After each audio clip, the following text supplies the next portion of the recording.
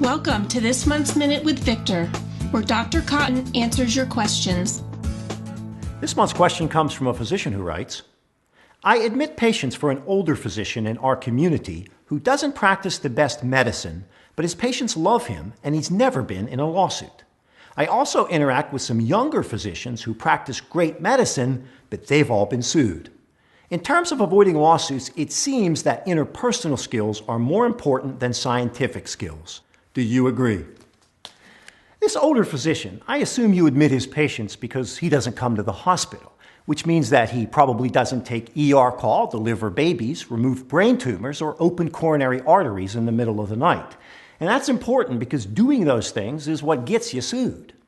I also suspect that most of his patients have been seeing him for a long time and that their average age is pretty high.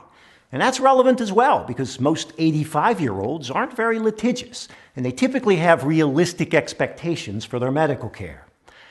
My point is that if you stay out of high-risk situations and stay away from high-risk people, your legal risk is pretty low. And that's true regardless of your interpersonal or scientific skills.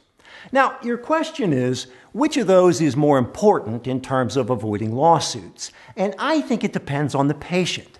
Some patients place a priority on the interpersonal and others on the scientific.